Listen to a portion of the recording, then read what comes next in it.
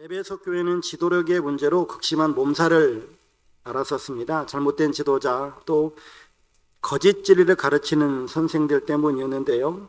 후메네오 알렉산더라고 하는 이 두 사람으로 대표되는 거짓 선생들은 사단에게 내어준 바 되어졌다라고 했고, 이제 바울의 영적 아들인 디모데가 이 어지러운 에베소 교회를 수습하고 있습니다. 디모데는 이제 이전의 거짓 교사들을 반면 교사 삼아서 믿음과 착한 양심으로 교회를 섬겨야 할 것을 요구하고 있고요. 그러한 상황에서 바울이 디모데에게 이제 충고하는 그리고 부탁하는 말씀이 이제 2장부터 이어집니다.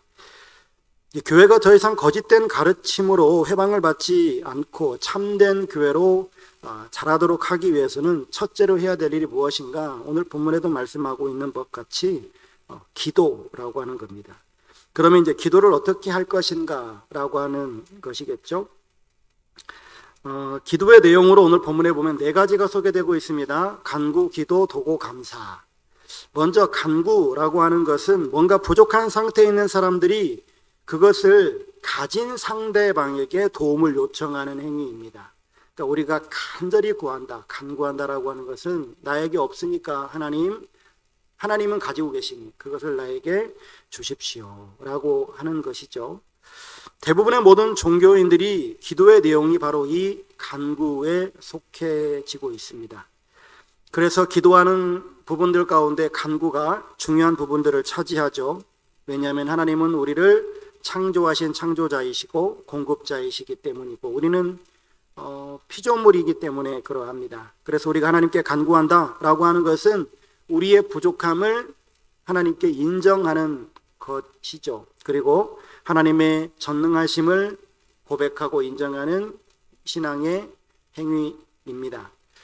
두 번째가 바로 이 기도라고 하는 것인데, 기도는 하나님과 우리와의 사이에서만 사용할 수 있는 단어입니다.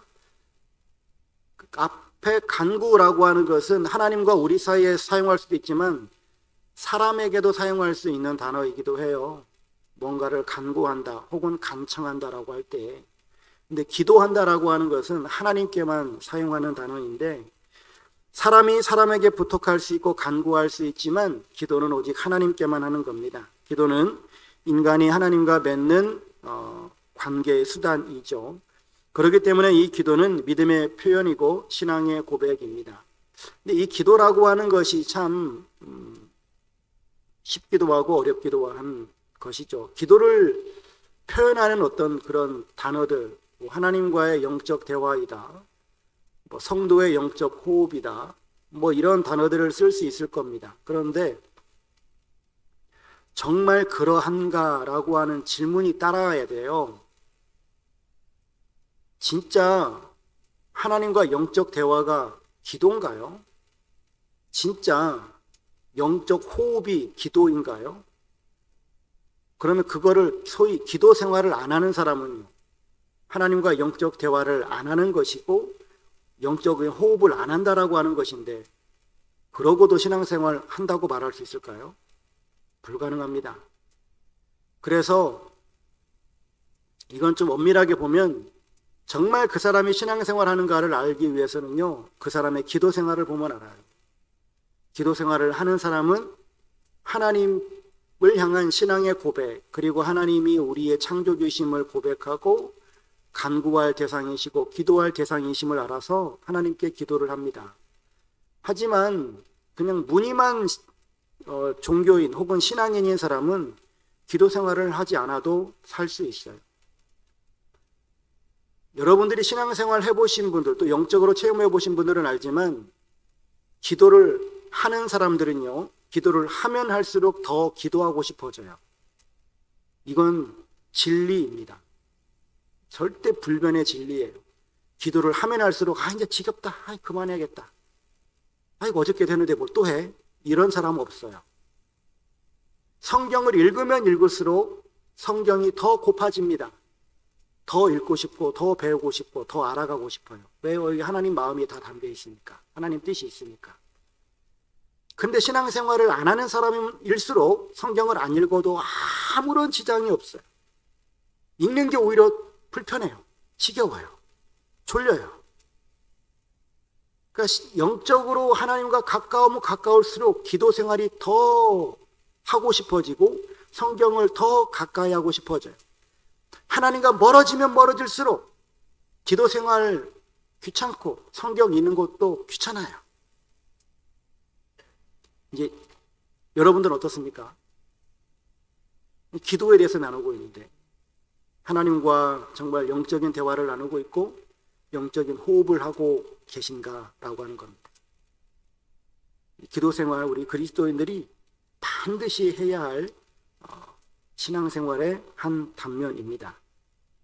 세 번째는 도고인데요. 이것은 다른 사람들을 위한 기도예요. 소위 예수님께서 우리를 위해서 중보 기도하셨듯이 우리가 중보적 기도를 하는 것이죠. 그것을 일컬어서 도고 기도라고 이야기를 합니다. 나만을 위해서 기도하는 것이 아니라 다른 사람들을 위해서 하는 기도이죠. 또 기도의 어떤 단계들도 보게 되어지면 신앙이 어릴 때는 자기만을 위해서 기도합니다. 자기밖에 생각할 여지가 없어요. 아이들도 보면 그렇잖아요. 자기밖에 몰라요. 오로지 자기중심적으로 사고를 합니다. 그러다가 좀 장성하면요, 이때는 그때부터 이제 다른 사람들을 보기 시작합니다. 그리고 다른 사람들이 불편해지지 않도록 그래서 뭐 그런 생활들을 하죠. 더 성장하면요, 이제 다른 사람이 아니라 나라와 민족을 위해서 혹은 더 큰 공동체를 위해서 나를 희생할 줄도 알아요. 이게 이제 점점 커가는 사람들이잖아요. 기도도 마찬가지예요. 자기밖에 모르는 기도를 하다가 좀 성장하면 이제 다른 사람들을 위한, 왜 다른 사람들이 눈에 들어오기 시작한 거죠. 다른 사람들을 사랑하기 시작한 거예요. 그전에는 다른 사람들을 사랑하지 않으니까 들어오지 않는 거고, 다른 사람들을 사랑하기 시작하니까 그의 영혼이 보여지니까 궁휼한 마음이 드니까 그를 위해서 기도하는 것이죠. 그게 이제 더 확장이 되어지면 이제 사람만이 아니라 이 사회와 나라와 민족을 위해서까지 기도할 수 있게 되어지는 것이죠. 이게 바로 도고 기도입니다. 그리고 감사 기도입니다. 과거에 우리에게 베풀어 주신 은혜를 감사하고 현재 나에게 하나님께서 또한 베풀어 주시는 그 사랑에 감사하고 또 미래에도 우리 앞날을 지켜주실 또 필요를 채워주실 그 하나님께 감사하는 것이죠. 그래서 우리는 신앙생활하면서 이 감사하는 습관을 들이는 것이 대단히 중요하다 생각합니다. 하나님 감사합니다. 주님 감사합니다. 이것이 우리의 일상의 언어, 상용어가 되어졌으면 참 좋겠어요. 그러면 우리는 누구를 위해서 기도해야 될 것인가? 기도의 범위인데요. 오늘 본문 2절에도 보면 모든 사람을 위하여 하라라고 말씀하고 있죠. 또 임금들과 높은 지위에 있는 모든 사람이라고 표현해주고 있습니다. 그러니까 우리는 모든 사람들, 내가 아는 사람을 넘어서는 알지 못하는 사람들까지 위해서 기도할 수 있어야 하겠죠. 특별히 우리가 이 높은 지위에 있는 사람, 우리가 나라와 민족을 위한 기도도 하고 새벽마다 우리가 나라를 위한 기도도 하고 하는데 이런 높은 지위에 있는 사람들을 위해서 기도해야 하는 것이 그들이 가지고 있는 어떤 지위와 권력을 잘못 사용하게 되어지면 나라가 힘들어져요. 소위 쉽게 얘기해서 지금 현재 윤석열 대통령이 기분 나쁘다고 야 북한하고 전쟁해 발사해 라고 해버리면 전쟁이 일어날 거 아닙니까? 전쟁이 일어나면 우리 사회 전반의 모든 것들이 이제 풍비박산 나겠죠.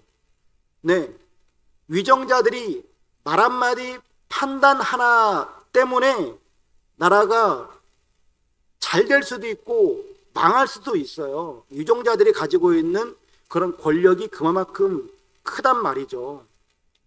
여러분들 가정에서도 마찬가지 아닙니까? 가정에서도 우리 중에 그런 분들은 안 계시겠지만 저축하고 있는 거 혹은 보험에 적금 들어놓은 거 있는 거 어떤 분 어저께 얘기 들어보니까 어떤 분은 적금 들어놓은 걸 타가지고 그걸 주식에 투자했는데 그냥 홀라당 까먹으신 분들도 있다고 그런 소리를 들었는데 그럴 수 있잖아요. 살다 보면 그분 얘기가 아니고 그분 아는 지인 얘기입니다. 누구야 도대체 이렇게 쳐다보시는데 그러지 마시고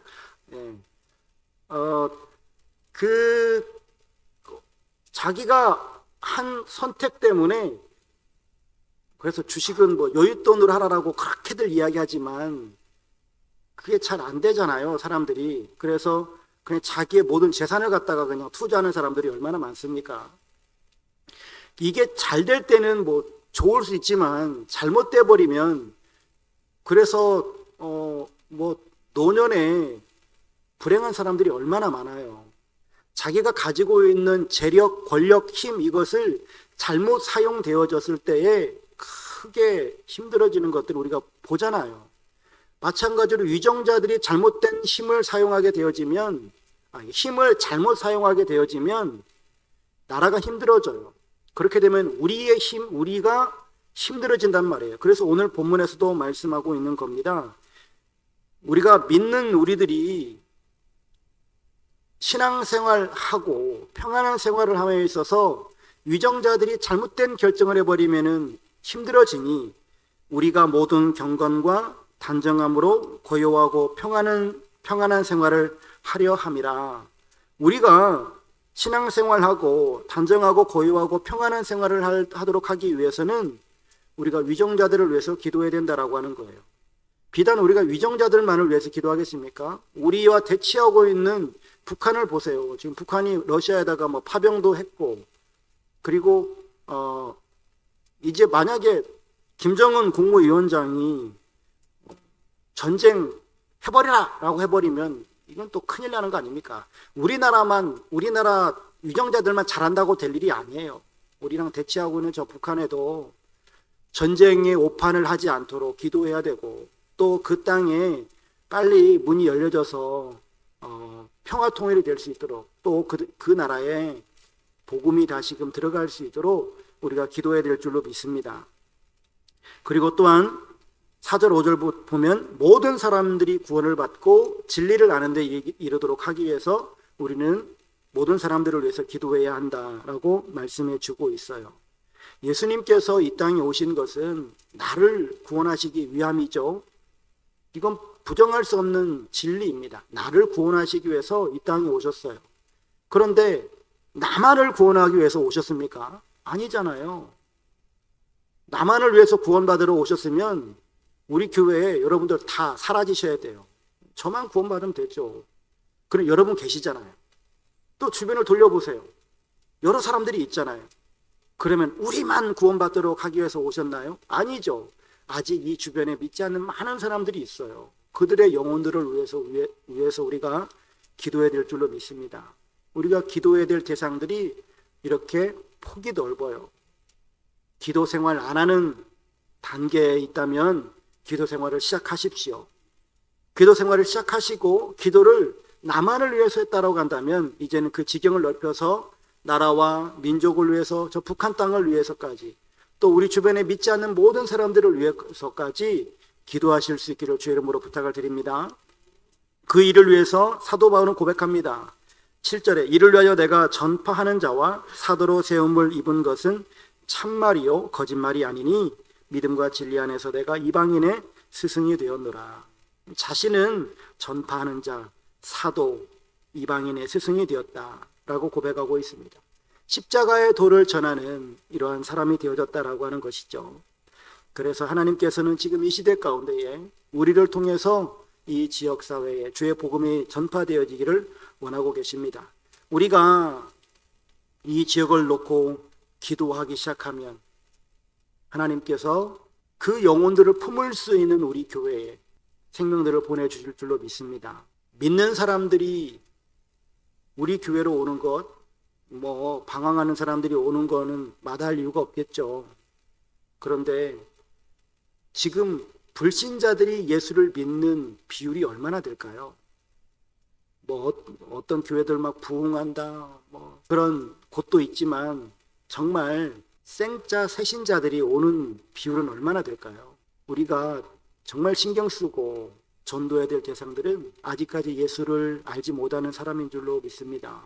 그들에게 주의 복음을 전하고 그들이 하나님 안에서 한 가족이 되는, 그래서 모든 사람들이 주님께서 바라시는 대로 구원받게 이르는 이러한 역사들이 우리 교회를 통해서 일어날 수 있기를 주의 이름으로 축복합니다.